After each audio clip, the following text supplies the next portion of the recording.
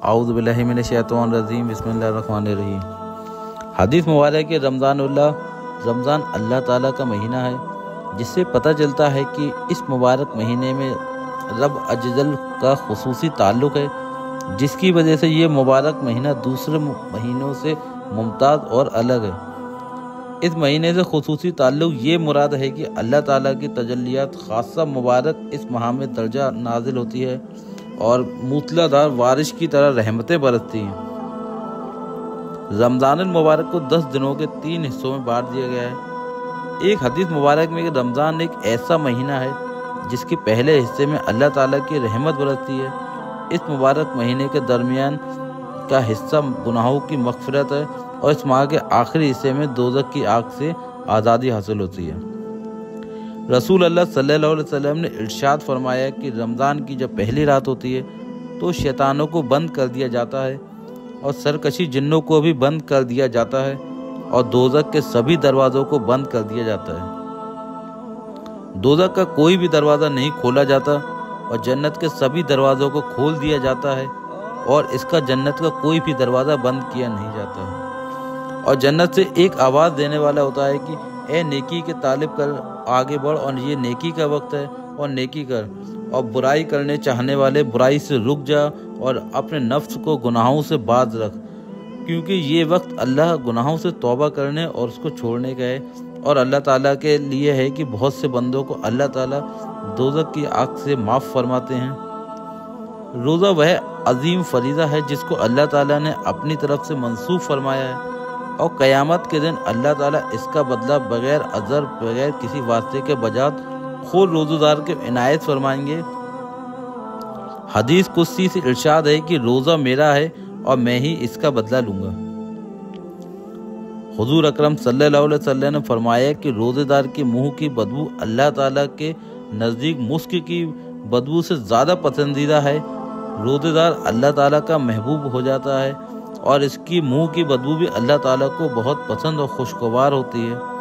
नबी करीम सल्लल्लाहु अलैहि वसल्लम ने इरशाद फरमाया कि जन्नत को शुरू साल से आखिरी साल तक रमज़ान मुबारक की खातिर सजाया जाता है और खुशबू दी जाती है।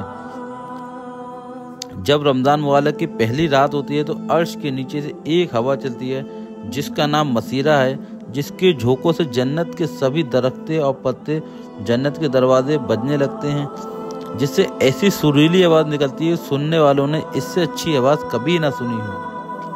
खुशनुमा आँखों वाली हूरें अपने मकानों से निकलकर जन्नत की बला खानों में खड़ी होकर आवाज़ देती हैं कि है कोई अल्लाह ताला की बारगाह में हमसे मंगनी करने वाला, हक ताला उसको हमसे जोड़ दे।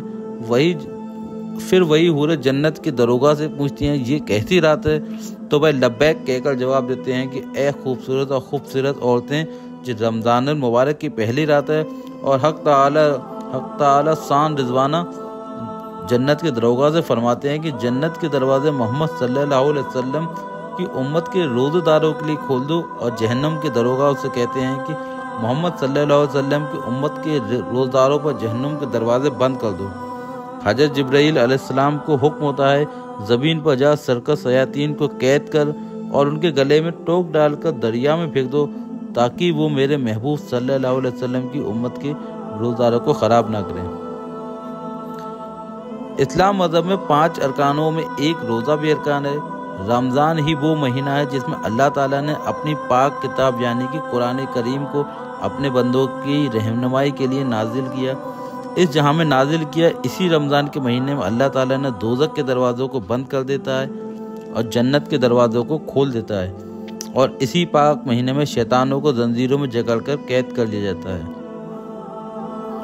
तरावी रमज़ान में पढ़ी जाने वाली नमाज है, जिसे तरावी कहते हैं। 20 रकात की होती है, 2-2 रकात करके तरावी पढ़ी जाती है।